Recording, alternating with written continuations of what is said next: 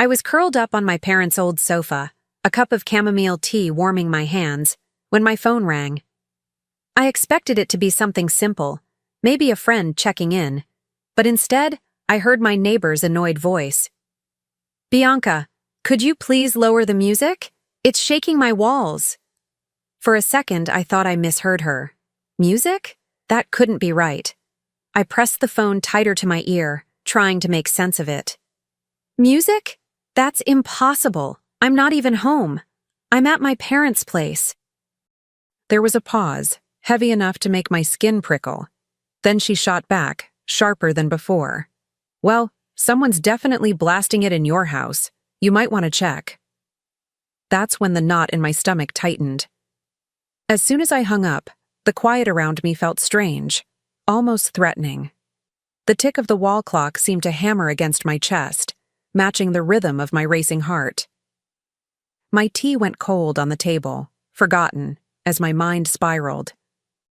Something was wrong, terribly wrong. I grabbed my car keys and rushed out, dread chasing me with every step toward the door. The drive back felt longer than it should have, even though I knew every curve of that road by heart. My fingers gripped the steering wheel tighter than usual, and every stoplight felt like it was mocking me, holding me back. My thoughts wouldn't stop racing. Who was in my house? Why was music blasting when I wasn't there? The unease crawled up my spine like ice. I tried to steady my breathing, but the pounding in my chest only grew louder. I thought of my home, the one space that was supposed to feel safe and mine, and suddenly, it felt like a stranger's. My parents' voices faded in my head, drowned out by the thump of bass I wasn't even near yet. All I could do was press harder on the gas, desperate for answers I wasn't sure I wanted. By the time I turned onto my street, I already knew something was off. Even from a distance, I could see faint lights pulsing through the curtains. Then it hit me, a low, steady beat that grew clearer with every inch closer. My neighbor hadn't been exaggerating. My house wasn't just alive with noise. It was thundering, vibrating, like it was hosting something I never agreed to. I parked a few houses down, not ready to pull into the driveway just yet. My hands were trembling on the steering wheel, and I had to sit there for a second, staring at the glow spilling from my own windows. It was surreal, like I was looking at someone else's life. My house had never looked like that, never sounded like that. The bass rattled in my chest, each thump daring me to step closer. When I finally opened the car door, the night air felt thick, charged with a mix of adrenaline and dread. My heels clicked faster than usual against the pavement, and every step toward the front door made my breath sharper. I could hear laughter now, faint but undeniable, threading through the pounding music. That sound, laughter, cut deeper than the noise itself. My keys shook in my hand as I unlocked the door, my heart hammering harder than the bass inside. The second I pushed it open, heat and sound exploded into me. My home, the space where I cooked, laughed, and rested, was unrecognizable. And in that instant, before I even laid eyes on who was inside, I knew. I was about to face something I could never unsee. The music was pounding so hard it felt like the floor itself was alive under my feet. I stepped inside, blinking at the scene that hit me like a slap. My living room, my sanctuary, had been transformed into something out of a cheap nightclub. Empty bottles cluttered the table, neon lights flickered against the walls, and bodies swayed to the beat as if they owned the place. And there he was. Carlos, my husband, standing in the middle of it all with a drink in his hand, grinning like he had nothing to lose. Around him, his friends lounged on my furniture. Women I'd never seen before draped over the armrests, their laughter shrill and careless. The smell of alcohol and perfume mixed in the air, thick enough to choke me. My voice cut through the chaos before I could stop myself. "Carlos, what the hell is this?" Heads turned, eyes widened, and for a split second the music seemed to dim. Carlos froze, his glass hovering midair. His smile dropped, replaced by a pale shock. Bianca, I thought you were at your parents'. I couldn't believe his words. That was his excuse? That I wasn't supposed to be there? My fury rose so fast it almost drowned out the music. So you thought my absence was your green light to turn my house into a brothel? My voice cracked like a whip, and I could see some of the women exchanging glances, smirking, as if this drama was part of the entertainment. Carlos stumbled a step forward, his face flushed, maybe from alcohol, maybe from panic. He opened his mouth, but before he could spit out another excuse, one of his friends leaned back in the chair and snickered, "Uh-oh, busted." The room erupted in chuckles, their amusement slicing me open like a knife. It wasn't just betrayal, it was mockery. I turned on them, my glare sharp enough to cut. "Shut up, all of you." My voice carried a weight that silenced the room for a beat. The laughter fizzled, replaced by uneasy shifting and awkward coughs.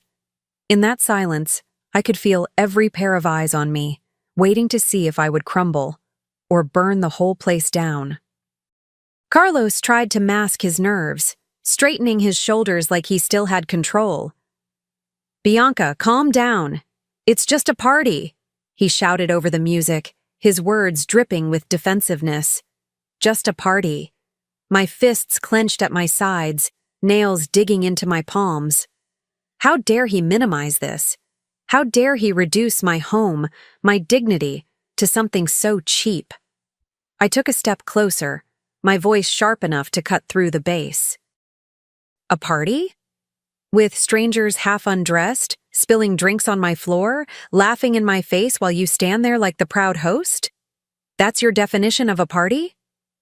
The tremble in my chest turned into fire, fueling every word. I didn't care who was watching. I wanted him to squirm. The room had gone tense, the laughter gone, the music suddenly too loud for the silence that clung to every person there. Carlos's jaw tightened, his eyes narrowing as if he could still spin this in his favor. But I could see it. Behind the bravado, there was fear. He knew this wasn't just a fight. This was the beginning of something much bigger. Carlos puffed up his chest, his voice louder now, trying to reclaim the upper hand. "It's just a party. You're overreacting." Overreacting. The word echoed in my head like an insult carved into stone. My lips curled into a bitter smile, because deep down, I knew this was his default move, dismissing me, making me small. But not tonight. I tilted my head, letting my voice drip with mockery. "A party? With half-dressed strangers grinding in my living room and you playing Mr. Generous Host? That's what you call a party?" I could see his friends shifting uncomfortably, some looking away, others smirking like they were watching a show they didn't want to miss. Carlos snapped, his face redder than the cheap wine staining my rug. "Stop making a scene in front of everyone." His words cracked like a whip, but instead of recoiling, I felt a strange calm settle over me. I smirked, cold and deliberate. "Oh, don't worry, Carlos. This scene?" I paused, letting every pair of eyes cling to me. "It's just getting started." The room crackled with tension, every beat of the music clashing with the silence of people holding their breath. I could see it in Carlos's eyes. He wanted me to back down, to retreat into the role of the quiet wife who wouldn't dare embarrass him. But that woman was gone. I planted my feet firmly on the ground, daring him to push me further. "You want me to stop making a scene?"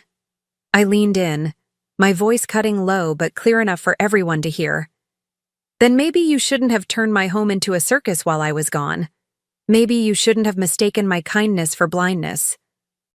His friends exchanged glances, some stifling laughs, others wide-eyed, waiting for his comeback. Carlos swallowed hard, his bravado slipping like a mask too heavy to keep in place. His jaw clenched, his fists balled at his sides.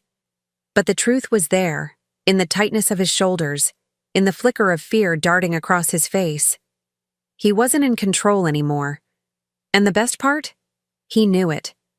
I let the silence stretch, savoring the weight of every eye on us. Then I straightened my spine, refusing to let him bury me under his lies. "You want to talk about a scene?" I said, raising my voice above the pounding music. "The only scene here is you, Carlos, parading around like a king when you're nothing but a joke in your own home." Gasps rippled through the room. Carlos's face twisted, his mouth opening and closing like he was searching for words that wouldn't come. His friends shifted uncomfortably, some pretending to sip their drinks, others staring down at the floor. The women perched on the couch suddenly looked less amused, their giggles dying out as the reality of the moment sank in. For the first time, I saw it. His confidence cracking, his pride collapsing under the weight of truth. And while he was busy trying to save face, I was already planning my next move. Because humiliation, as sharp as it was, wasn't enough. I wanted justice. And justice would come quietly, calculated, on my terms. That night, when the music finally died and the strangers drifted out like shadows, Carlos collapsed onto the bed, reeking of liquor and sweat. He was snoring within minutes, as if nothing had happened, as if the mess he created could vanish overnight. But me? I sat in the dark, wide awake, the glow of my phone screen lighting up the anger in my eyes. I walked through the wreckage of my living room, the sticky floors, the overturned glasses, the faint perfume still hanging in the air, and I made a decision. Rage was too easy. I wanted something sharper, something permanent. So I opened the drawer where he kept receipts and statements, pulling out every trace of his reckless spending. Bottle after bottle, gift after gift, all of it adding up to betrayal written in numbers. With each paper I gathered, my resolve hardened. He thought I'd scream, break dishes, forgive later like nothing happened. But I whispered to myself, low enough not to wake him. "Not this time, Carlos. You humiliated me in my own home. I'll make sure everyone sees exactly who you are." And for the first time that night, I felt calm. The next morning, while Carlos nursed his hangover, I slipped out of the house with a folder full of evidence pressed to my chest.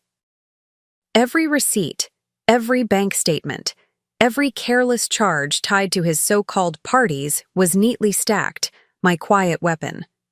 My heart pounded, but it wasn't fear this time. It was purpose. For once, I felt like I was steering the wheel. At the lawyer's office, the air smelled faintly of coffee and leather-bound books. She listened carefully as I laid everything out, her brow lifting higher with each page she turned. When she finally looked at me, her expression was steady, professional, but there was a flicker of reassurance in her eyes. "If you move forward," she said firmly, "you can claim the house and the majority of assets. His behavior is reckless enough to strengthen your case." Her words sank in, heavy and liberating all at once. I nodded, my throat tight but steady. "Good," I told her, my voice carrying more conviction than I'd felt in years. "He wanted to humiliate me in my own home. I'll ruin him in his." Saying it out loud felt like crossing a line I could never uncross. And I didn't want to. I didn't rush anything. I took pictures, every reckless receipt, every late-night delivery confirmation, every text that read like an invitation. I copied bank statements and highlighted the lines that mattered, turned blurry, drunken photos into a timeline that couldn't be shrugged off. I even spoke quietly to a few neighbors who'd heard the noise. Their small, honest confirmations became quiet allies in my folder. Back at home, I organized everything into neat stacks, each one a little verdict. Finances, witnesses, photos, messages. I rehearsed what I'd say, not for drama, but for clarity. No theatrical accusations, just facts laid bare. The lawyer and I mapped out the timing, the paperwork, the moment that would make his choices public and undeniable. When I left that night, the folder felt heavy in my bag, but I felt light inside, like a storm that had finally learned the direction of the wind. I pictured the look on his face when the papers were served, imagined the hush falling over the room full of friends who'd cheered him on. It was not about revenge for revenge's sake. It was about reclaiming my life, quietly, properly, in a way that couldn't be erased by drunken laughter. A week later, the house throbbed with music again, Carlos and his friends acting like nothing had changed. But I had been waiting for this night, waiting for the knock that would split his world apart. I leaned casually in the kitchen doorway when it came, the sharp rap of knuckles that cut through the noise. Heads turned, curious, and Carlos swaggered to the door, drunk on his own arrogance. The courier handed him a thick envelope, his voice clipped and formal. "Carlos Mendez, you've been served." The words hung in the air like a spotlight. Carlos blinked, confused, then ripped it open. His face drained of color as his eyes darted over the first page. The room grew silent, the bass thudding awkwardly against the weight of his shock. You're divorcing me?" he stammered, his voice cracking in front of everyone. I stepped forward, every ounce of composure sharpened into steel. "Congratulations, Carlos," I said, letting the words slice through the tension. "That was your last party at my house. You'll be moving out.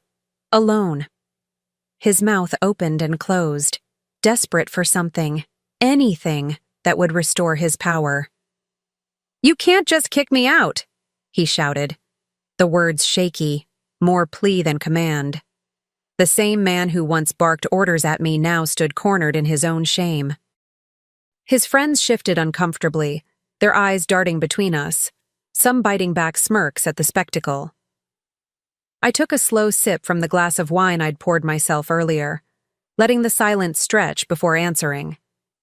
Then I leveled my gaze at him, calm and deliberate. "Watch me," I said coldly. "This house is mine now. You can go celebrate somewhere else, with whoever's left." My voice didn't need to rise. The authority was already woven into every word. A nervous chuckle rippled through the group, breaking into awkward laughter that filled the room. It was the kind of laughter that doesn't choose sides, it just confirms who's lost. Carlos's face burned crimson, his hands shaking as he crumpled the papers in his fist. And in that moment, the mighty host, the life of his own party, was nothing more than a man stripped bare in front of his audience. Carlos stormed out, slamming the door so hard the frames on the wall rattled. His friends stood frozen for a beat before the tension cracked into uneasy chuckles. A few slipped out quickly, others lingered, avoiding my eyes, suddenly aware they'd been part of his downfall. I didn't chase them. I didn't need to. The house was mine again, and their presence no longer mattered.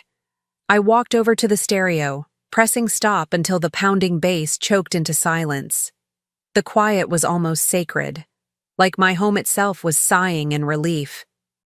I poured myself another drink, this time savoring it slowly, the glass cool in my hand as I leaned back and looked around. The wreckage of the night didn't faze me anymore. It was just proof that he was gone.